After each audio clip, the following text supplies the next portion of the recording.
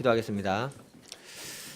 생사아복의 주권자 되신 아버지 하나님, 참 저희들이 주님을 경배하고 주님을 찬양할 수 있는 은혜를 주셔서 감사합니다. 아버지 하나님, 우리의 삶이 늘 주님을 찬양할 만한 것들로 가득할 수 있도록 도와주시옵소서. 아버지 하나님, 저희들이 교회에 나올 때는 크고 작은 문제를 가지고 교회에 나왔습니다. 그러나 아버지 하나님, 이 문제들이 주님 앞에 드려지면 주님이 해결하시고 주님이 은혜를 베풀어 주시는 줄 믿습니다. 사랑의 아버지 하나님, 주님이 이 교회 위에 역사하실 때 이 교회를 통해서 세상에 희망을 줄 수가 있고 또 우리를 통해서 세상에 희망을 줄 수 있는 줄 믿습니다. 아버지 하나님, 저희들과 이 교회가 이 세상에 희망을 주는 교회 될 수 있도록 도와주시옵소서. 또 아버지 하나님, 오늘 말씀을 통해서 우리가 이 수르버리기의 여인의 믿음을 우리가 배워서 그 여인의 믿음이 우리의 믿음이 되게 하시고 주님이 우리 삶 가운데 개입하시고 간섭하시며 축복하는 역사가 있기를 간절히 기도드립니다. 이 시간 주님, 찬양대가 올려드리는 찬양을 받아주시고 이 찬양을 통해서 우리가 또 주님 앞에 나아가는 귀하고 복된 시간 될 수 있도록 도와주시옵소서. 이 시간 주님이 함께 하실 줄 믿고 감사하며 예수님의 이름으로 기도드립니다. 아멘.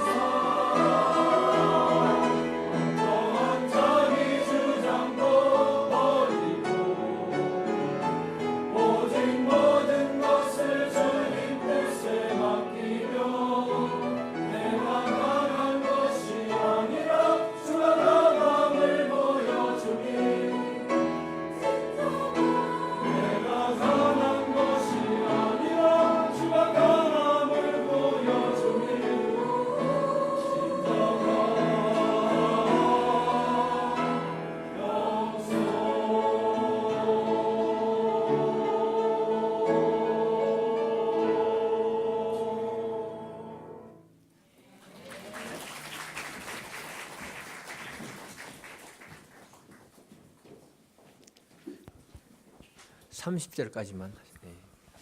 오늘의 말씀입니다. 마가복음 7장 24절에서 30절까지입니다.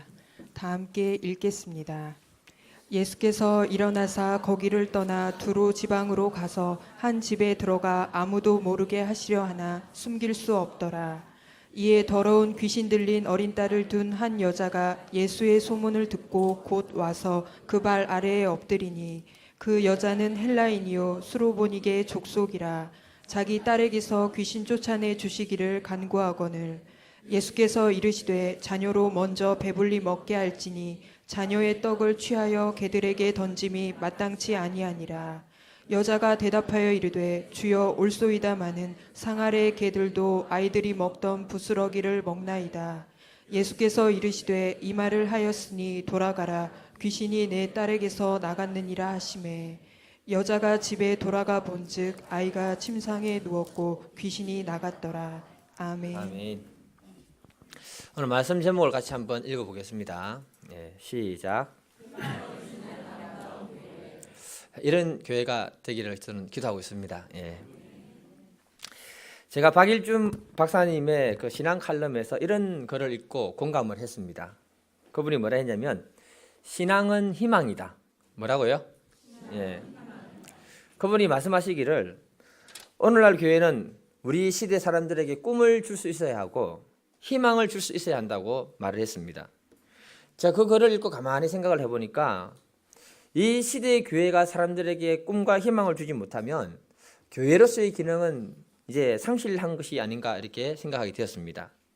왜냐하면 예수님이 이 땅에 오신 목적도 많은 사람들에게 꿈과 희망을 주기 위해서 예수님이 이 땅에 오셨기 때문에 그렇습니다. 예수님이 하신 일들을 보면 병든 사람들을 치유하시고 전도하시고 하나님 나라를 많은 사람들에게 보여주셨던 분이 바로 예수님이었습니다. 그렇게 하신 이유가 뭐냐 하면 그 시대의 그 사람들에게 꿈과 희망을 심어주기 위해서 예수님이 그 일을 했던 것으로 생각합니다. 예레미야 29장 11절 보면 여호와의 말씀이니라 너희를 향한 나의 생각을 내가 아나니 평안이요 재앙이 아니니라 너희에게 미래와 희망을 주는 것이니라. 아멘. 예수님이 이 땅에 오신 목적은 모든 사람에게 희망을 주러 오신 줄 믿습니다. 이런 사역을 오늘날 교회가 지속적으로 할 수 있기를 간절히 기도드립니다. 그래서 우리들은 오늘 말씀을 통해서 이 시대의 교회와 우리 교회가 예수님이 했던 사역을 할 수 있도록 중보기도하는 그런 교회가 되기를 원합니다. 예수님 시대에 예수님은 희망을 백성들에게 주고자 했지만 오히려 그 백성들을 억압하고 희망을 빼앗는 무리도 있다 이렇게 성경은 말하고 있습니다. 오늘 말씀을 통해서 우리가 분별하고 정말 이 시대에 희망을 주는 교회, 희망을 주는 믿음의 사람들이 다 되시기를 기도드립니다. 첫 번째 우리 소제목 같이 한번 읽어보겠습니다. 시작. 본문 24절도 같이 읽겠습니다. 시작. 예수께서 일어나사 거기를 떠나 두로 지방으로 가서 한 집에 들어가 아무도 모르게 하시려 하나 숨길 수 없더라. 오늘 본문은 우리가 다 잘 알고 있는 수로보니게 여인의 사건 이야기입니다. 그런데 우리가 오늘 본문을 깊이 살펴보게 되면 24절에 처음 시작하는 말이 뭐냐 하면 예수께서 일어나 거기를 떠나 두로 지방으로 갔다. 거기가 어디입니까 여러분? 전라도에서 그 시기를 말하는 겁니까? 오늘 본문 말씀은 마가복음 7장 앞에 있는 내용하고 연결되는 부분이라는 것을 말해주고 있는 겁니다. 7장 1절을 보게 되면은 바리새인들과 서기관 몇 사람들이 예루살렘에 와서 예수님께 모여들었다라고 이렇게 말하고 있습니다. 그래서 본문 24절에서 말한 거기를 떠났다는 말은 어디를 떠났다는 말이겠습니까? 예루살렘을 떠났다는 말이 되는 것입니다. 여기에서 무슨 사건이 있었는가 하면은 예수님의 제자 중에 몇 사람이 손도 씻지 않고 빵을 집어서 이렇게 먹게 됩니다. 그때 바리새인들이 말하기를 뭐라 하느냐? 왜 당신들의 제자들은 전통도 지키지 않고 부정한 손으로 빵을 집어 먹습니까? 시비 걸어왔습니다. 그러니까 예수님 당시 바리새인들은 전통과 율법이라는 잣대로 예수님과 제자들의 약점이나 허물이 드러나면 공격을 하고 예수님의 사역을 방해했던 사람들이라는 것을 이렇게 말해주고 있는 겁니다. 예수님은 이들이 본질은 보지 못하고 비본질적인 문제로 하나님이 이를 방해하는 것을 보고 굉장히 불쾌하게 생각하고 그들을 이렇게 돌직구를 던져서 말을 합니다. 마가복음 7장 9절에 보면 너희가 전통을 지키려고 하나님의 계명을 잘 버리는구나. 너희들이 그렇게 중요하게 생각하는 전통과 율법이 오히려 하나님의 계명을 거부하고 하나님을 대적하는 사람들이 되고 있구나. 여러분, 율법의 핵심이 뭡니까? 같이 어렵죠. 사랑입니다. 사랑. 그래서 십계명을 보게 되면 한편으로는 하나님 사랑, 다른 한편으로는 이웃 사랑에 대해서 강조하고 있습니다. 그러니까 이들이 율법의 핵심을 놓쳐버리고 사람들이 정해놓은 전통과 율법을 강조하니까 주님은 그 본질을 잊어버리고 하나님을 대적하는 그들의 무리에 대해서 굉장히 마음이 상했던 것입니다. 이런 바리새인들에게 문제를 따끔하게 지적합니다. 7장 7절을 보면 사람의 계명으로 교훈을 삼아 가르치니 나를 헛되이 경배하는도다.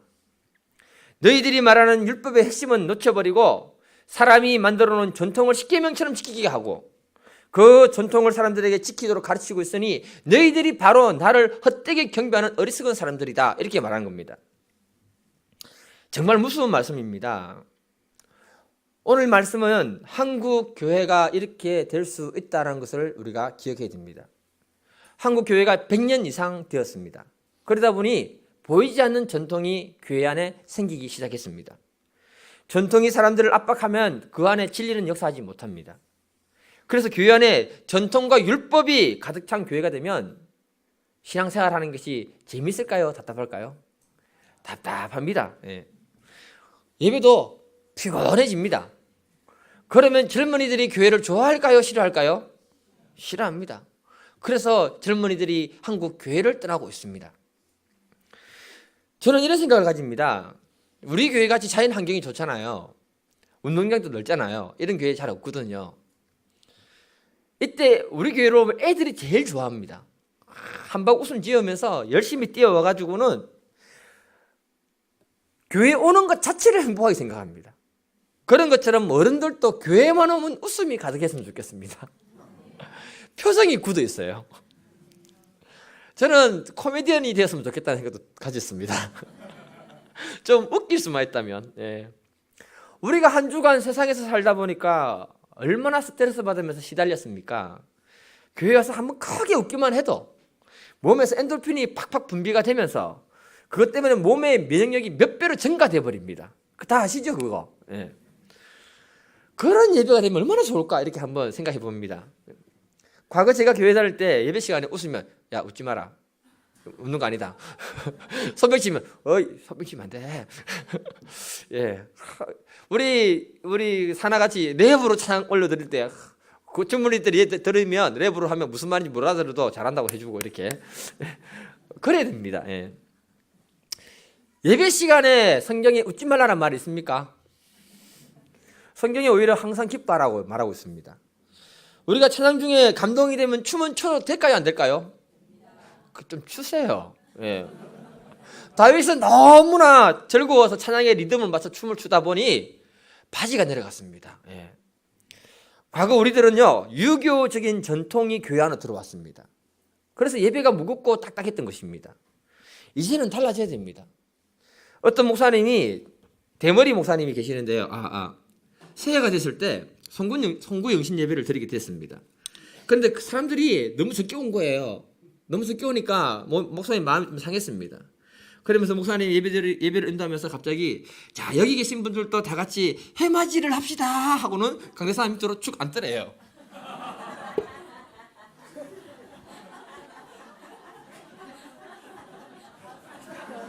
그리고 뭐라고 하냐면 해가 뜹니다. 해가 뜹니다. 해가 떴습니다. 이렇게.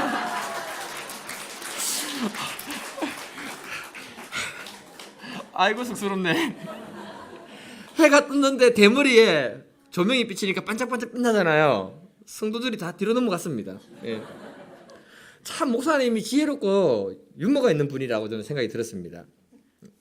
교회는 성도들에게 웃음을 줄 수 있어야 하고 성도들끼리 모이면 웃음 가득한 이야기가 많아야 된다고 생각합니다.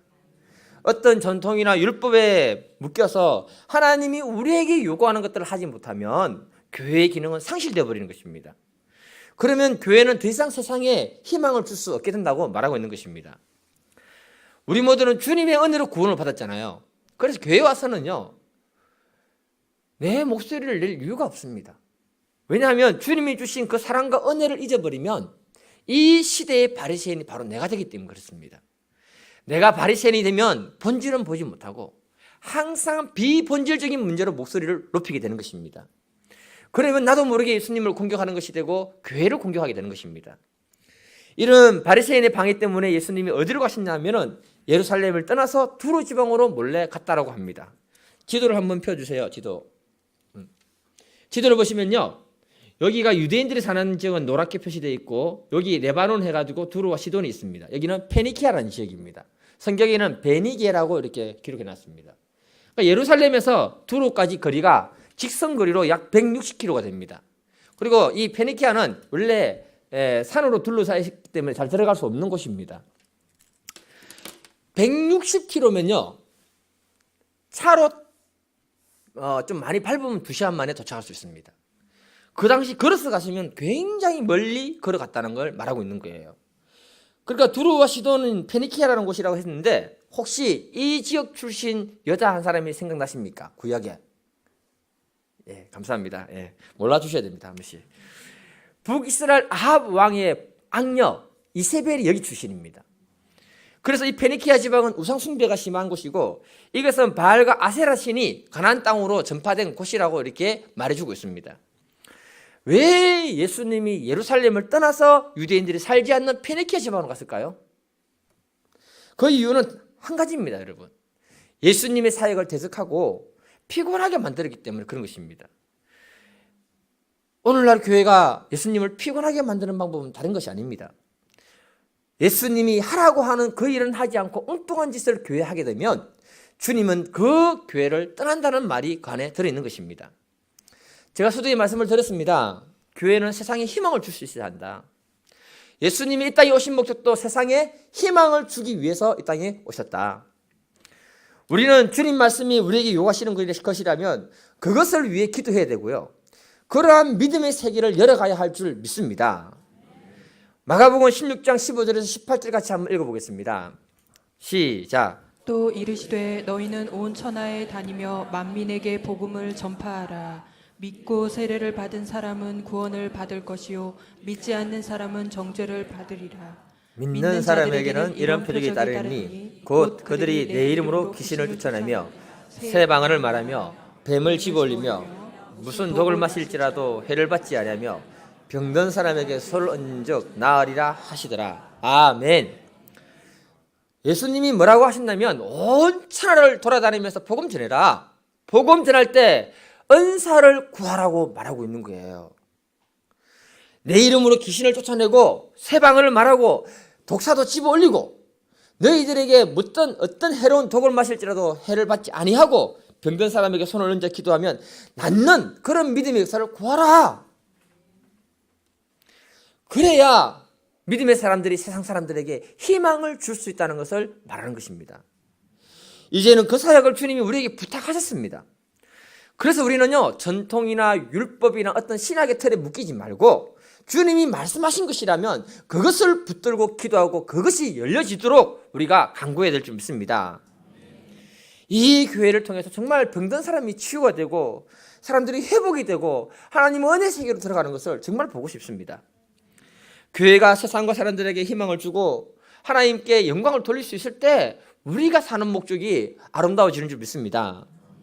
오늘 본문을 보게 되면요, 정말 7장을 보게 되면 예수님과 논쟁하려 하고 전통과 율법으로 예수님의 사역을 방해하면서도 예루살렘에서는 아무도 예수님에게 도움을 구하러 온 사람이 없다라고 말하고 있습니다. 예수님이 피곤해서 저 먼 거리 160km가 넘는 저 이방 땅 두로 지방으로 갔을 때 어떻게 예수님에 대한 소문을 들었는지 모르겠지만 자기 딸에게 귀신 들려있는 이 문제를 해결받기 위해서 예수님께 희망을 가지고 나오는 이 여자에 대해서 우리에게 소개해주고 있는 것입니다. 그러니까 이 본문요, 예루살렘 백성들하고 완전히 대조가 되는 이야기를 갖다가 우리에게 전달해 주는 겁니다. 예루살렘에서는 아무도 예수님께 도움을 구하지 않는데 이방 땅에서 오히려 예수님께 희망을 두고 소망을 두고 도움을 구하러 오는 이 여인이 있었다. 25절 한번 읽어보겠습니다. 25절 시작. 이에 더러운 귀신 들린 어린 딸을 둔 한 여자가 예수의 소문을 듣고 곧 와서 그 발 아래에 엎드리니 그 발 아래 엎드렸다. 이 행동을 보면요, 여자의 간절함이 얼마나 대단한가를 얘기하고 있는 것입니다. 26절을 보게 되면 여자는 헬라인이고 수르보르기의 족속이라고 얘기하고 있습니다. 헬라인이란 말은 이방인이라는 뜻입니다. 유대인이 아니란 말이에요. 수르보르기라는 말은 뭐냐면 수리아와 페니키아라는 두 말이 합성된 겁니다. 다시 말해서 수리아 지역에 사는 페니키아인이라는 뜻입니다. 이 여인은 유대인이 아니고 이방인이지만 예수의 소문을 듣고 예수님께 희망을 두고 예수님께 찾아왔다라고 말하고 있는 겁니다. 이게 중요한 겁니다, 여러분. 오늘날 교회는 주님의 몸된 교회라고 하고 있습니다. 이 교회 예수님이 주인입니다. 그렇다면 이 교회가 세상에 많은 사람들에게 희망을 줄 수 있어야 되고, 교회에 아름다운 소식이 가득할 때 이 소문을 듣고 절망에 빠진 사람들이 교회로 찾아오게 된다는 걸 말하는 것입니다. 가장 원하는 분이 누구일까요? 예수님인 겁니다. 그래서 교회는 첫째도 둘째도 성령으로 충만해야 됩니다. 어떤 사람들이 교회 오든지 간에 치유가 되고 회복이 되어야 된다는 것입니다. 그럴 때 교회는 세상 사람들에게 희망을 주는 곳이 된다, 이렇게 선포하고 있는 겁니다. 믿는 자들에게 이런 표적이 따르느니 너희가 내 이름으로 귀신을 쫓아내고 병든 자들에게 손을 얹어 기도할 때 치유가 되고 어떤 독을 마실지라도 치유가 되는 그런 믿음의 역사가 있어야 한다, 이렇게 강조하고 있는 겁니다. 제가 TV에서 우연히 우리나라 사람하고 일본 사람하고 중국 사람하고 진짜 용한 무당을 찾아가서 그 사람들을 이렇게 불러가지고 하는 이 프로를 잠시 본 적이 있었거든요. 어떤 문제를 주고 사람 찾고 뭘 예언하고 풀고 하는 거 보니까 정말 정확하게 하더라고요. 야, 그 프로 보면서 무당도 저 정도가 되는데, 전능하신 하나님, 만물의 주권자 되신 하나님을 내가 섬기는데 목사가 무당보다 못하구나. 자존심이 상했습니다.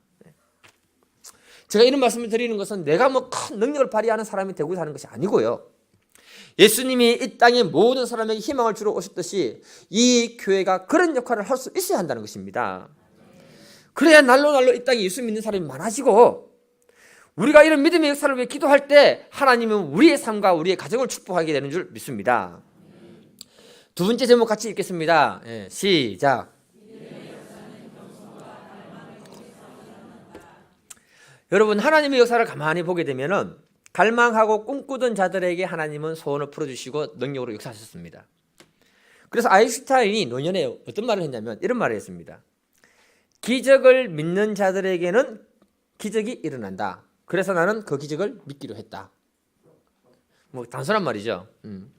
무슨 말이냐면 기적을 갈망하는 사람, 하나님이 우리의 삶에 놀라운 능력을 나타낼 것을 믿는 사람에게는 그런 일이 일어난다는 것입니다.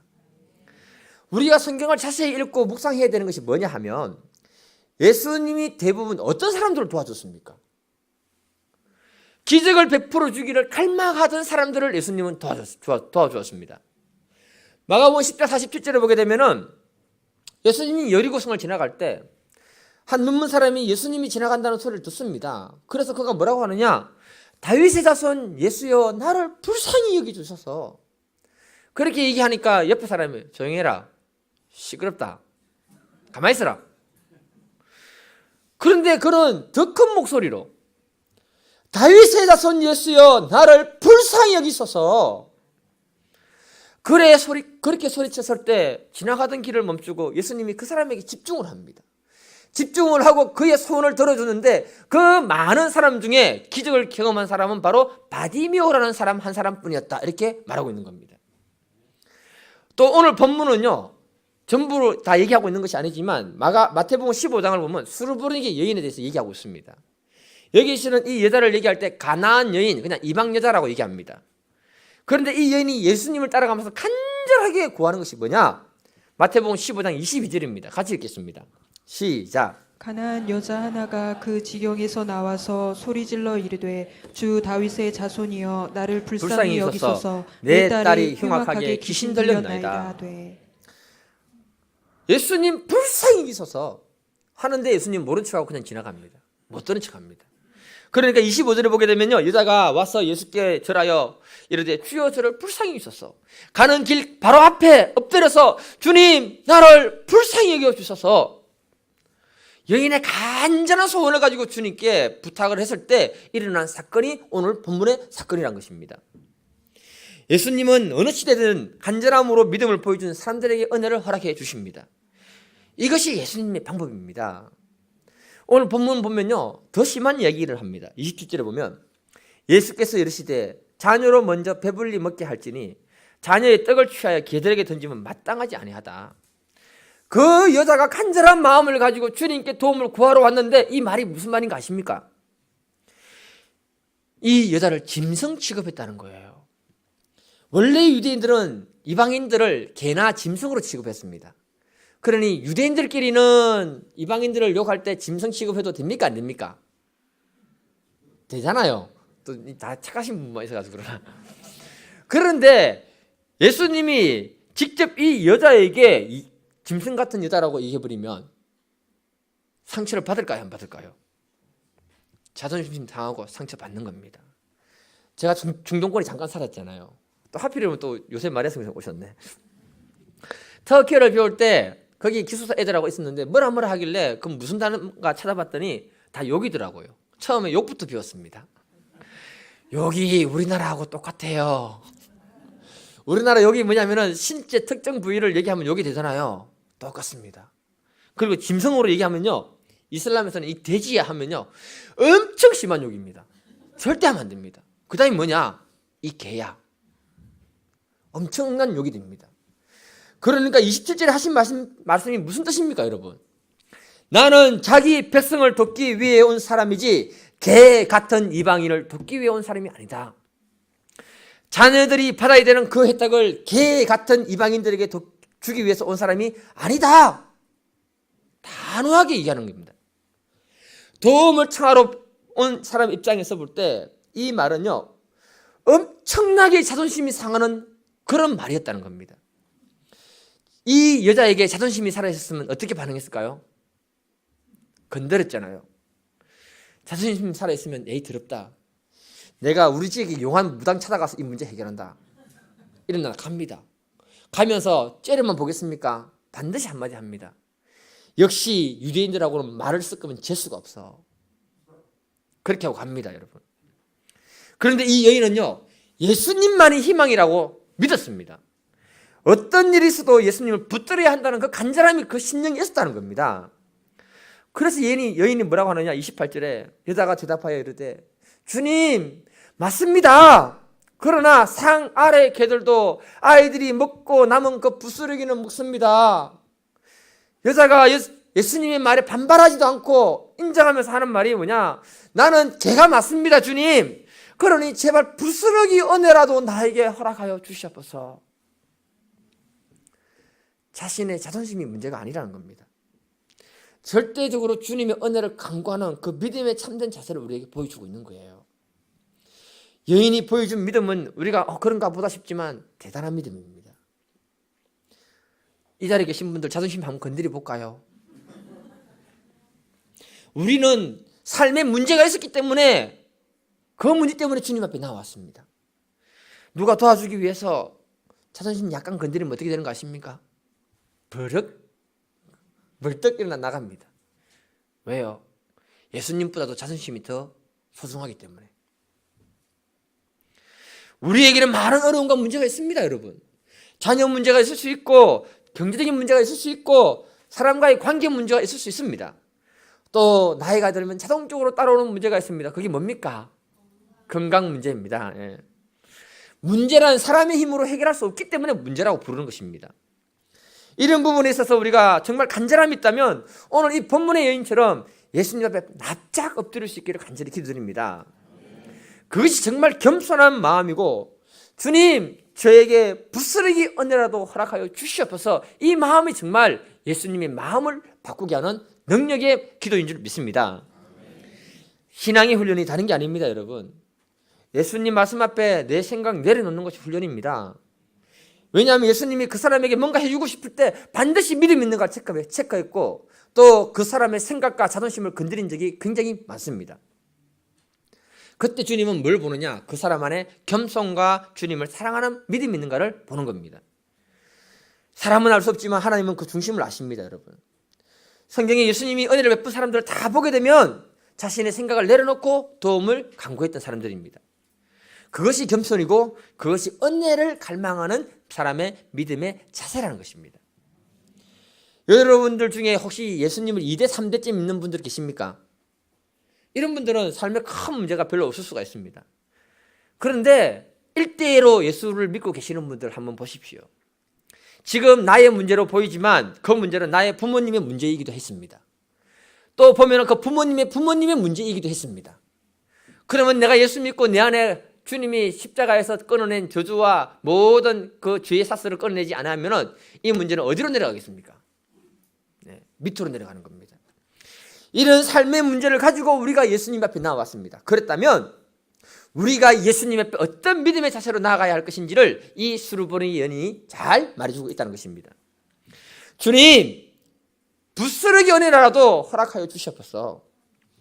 그 간절함을 가지고 주님 앞에 나아가기만 하면 주님이 역사하는 겁니다. 지금 저희 교회는요, 이런 수르보니의 여인처럼 간절함을 가진 기도가 필요한 절호히 필요한 시점입니다. 우리 교회가 이 지역에 희망을 주고 사람들에게 정말 좋은 소식을 주기 위해서는 정말 이 부스러기 은혜라도 주시옵소서라고 하는 간절한 기도가 있어야 합니다. 한 지역에서 교회가 사람들에게 영향을 주고 아름답게 세워질 때는 그 교회에 목숨 걸고 기도했던 믿음의 사람들, 동역자들, 그리고 중직자들이 그 안에 있다는 것입니다. 정말 우리가 인간적인 모임이 되지 않으려면요, 중직자일수록 저는 기도를 해야 한다고 생각합니다. 잘 들으십시오. 정말입니다. 중직자일수록 교회에서 중요한 의사결정을 내려야 됩니다. 기도하지 않는 사람이 의사결정에 참석하면 어떻게 되겠습니까? 인간적인 얘기밖에 하지 않는 것입니다. 기도하지 않으면, 리더가 기도하지 않으면 다른 사람들은 기도를 따라하지 않게 되는 것입니다. 우리가 정말 인간적인 모임이 되지 아니하고 이 교회를 통해서 희망이 있고 하나님께 영광 돌리는 교회가 되려면 지금 우리 교회는 주님, 부스러기 은혜라도 주시옵소서 라는 간절한 마음의 기도가 교회에 있어야 하는 것입니다. 그 간절함을 주님은 보기를 원하신다는 거예요. 오늘 본문에 나오는 이 여인의 가정 환경이 어땠을까요? 여러분, 귀신 들렸다면 그 가정 환경이 좋은 환경이겠습니까? 나쁜 환경이겠습니까? 나쁜 환경일 확률이 많습니다. 영적 환경이 좋지 못하거나 집안 내력이 엄마가 무당이면 그 딸도 무당이 되는 경우들이 많습니다. 또 이 아이의 마음에 내적인 상처를 너무 쉽게 받는 그런 연약한 그릇이 있기 때문에 그 상처 속에 귀신이 또 역사할 수 있는 겁니다. 뭔지는 모르겠지만 좋은 환경은 아니라는 것을 우리가 짐작할 수 있는 겁니다. 우리 교회 주변 환경을 한번 보십시오. 불교 지역이고 동국대는 불교 학교입니다. 이곳에서 우리가 사역을 해야 되고 이곳에서 교회가 세워진다는 것은 정말 기적 중에 기적이라는 사실을 기억해야 됩니다. 그러기 위해서는 뭐가 필요하냐? 정말 영적 전쟁을 할 만한 간절함을 가진 기도가 이 교회에 필요하다는 것입니다. 우리들이 어쩌면요, 영적 전쟁의 최전방에 배치되어 있는 그런 아름다운 교회일 수 있습니다. 잘못하면 여러분들은 총알바지가 다 될 수 있습니다. 총알바지가 되지 않으려면 성령의 방패로 우리를 막아야 할 줄 믿습니다. 오늘 본문의 여인은 자신의 환경과 자신의 딸 문제를 위해서 주님께 납작 엎드렸습니다. 그리고 예수님께 자존심 상하는 이상한 말도 들었습니다. 그럼에도 불구하고 주님, 부스러기 은혜라도 주시옵소서 갈망했습니다. 그러자 29절에 이렇게 말합니다. 같이 읽겠습니다. 29절 시작. 예수께서 이르시되 이 말을 하였으니 돌아가라, 귀신이 내 딸에게서 나갔느니라 하시매. 예수님이 그 여인의 딸에게 있는 귀신을 내어 쫓아 주십니다. 무엇 때문이라고 합니까? 이 말을 하였으니. 다시 말해서 너가 부스러기와도 같은 은혜를 구하는 그 말 때문에 내가 감동받아서 내가 너 문제 도와주겠다. 예수님의 마음을 움직인 것은 다른 것이 아니었습니다. 그녀의 진실함과 겸손한 믿음의 고백이 예수님의 마음을 바꿔버린 것입니다. 사실 예수님은 페니키아 지방으로 갈 때 사람을 돕고 싶은 마음이 전혀 없었습니다. 예수님을 공격하는 무리 때문에 쉬고 싶어서 잠시 피했던 것입니다. 그런데 마가복음 7장의 구조를 보게 되면요, 1절에 예루살렘에 있었다. 그리고 오늘 본문은 두루 페니키아 지방에 있는 이야기고, 31절을 다시 보게 되면 예수님이 다시 자기 백성이 있는 갈릴리 지방으로 돌아갔다라고 말하고 있습니다. 그러니까 오늘 이 본문은요, 수르보니게 여자의 딸 문제는 원래는 예수님을 도와주고 싶은 마음이 정말 없었다는 겁니다. 그런데 이 사건을 마가가 왜 기록을 했을까요? 이 본문사에 딱 집어넣어가지고 두 가지 의미가 있는 것입니다. 하나는 어떤 소망이 없는 사람이라 할지라도 예수님께 희망을 두고 간절함으로 찾으면 예수님은 반드시 그 사람을 도와주시고 축복해 주신다는 걸 말해주는 거예요. 두 번째는 뭐냐? 유대인들이 교만해서 전통과 율법으로 하나님의 사역을 방해해버리면 그곳에서 베풀어야 되는 하나님의 은혜를 이방 땅으로 옮겨버리겠다는 뜻이 그 안에 들어있는 것입니다. 이 의미를 이렇게 적용할 수 있습니다. 우리가 개인이든 교회든 예수님께 희망을 두고 간절함을 가지고 찾아오는 사람은 우리 주님이 마음을 바꿔서라도 반드시 도와주신다는 거예요. 그런데 개인이든 교회든 예수님을 찾지도 않고 도움을 요청하지도 않으면 주님은 그들에게 떠나버리겠다는 것이 그 안에 들어있는 것입니다. 말씀을 마무리하겠습니다. 여러분, 어느 시대든지 오직 희망은 예수님뿐입니다. 이 예수님이 자신의 피값으로 산 것이 바로 교회고요, 이 교회는 예수님이 했던 사역을 다시 이어서 해야 되는 것이 바로 뭐냐? 이 교회라는 것입니다. 그래야 교회가 세상에 희망을 주게 되는 것입니다.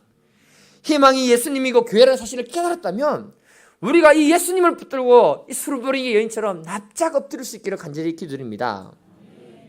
이제 우리 교회는 교회적으로, 가정적으로, 직장과 사업적으로 간절함을 가지고 주님께 부스러기 은혜라도 구해야 되는 그런 시점에 들어섰습니다. 여러분들의 교회가, 여러분들의 기도가 없이, 여러분들의 그 하나님을 향하는 사랑이 없이는 이 교회가, 이 지역이 영향력을 발휘할 수 없기 때문에 그런 것입니다. 오늘 말씀이 우리 심령에 희망이 되는 말씀이면서도 도리에 강한 경고의 말씀이 될 수 있기를 간절히 기도드립니다. 오늘 이 시간 우리 기도할 때 정말 주님, 나의 문제들이 있지만 내가 주님 앞에 수르보니게 여인처럼 기도하면 반드시 내 문제를 해결하시고 도우시는 그 하나님을 경험할 수 있도록 우리 이 시간 한번 기도하겠습니다.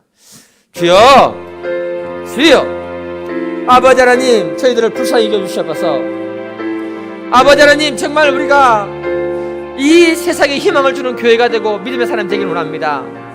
아버지, 지금 우리들은 기도해야 할 때입니다. 아버지 하나님, 수르보니게 여인처럼 우리의 가정의 문제, 사업의 문제, 직장의 문제, 자녀의 문제를 들고 주님 제발 부스러기 은혜마도 주시옵소서라는 기도를 해야 할 때입니다. 그런 기도를 하게 해주시고 이 교회를 위해서라도 아버지 하나님 우리가 기도를 해야 할 때입니다.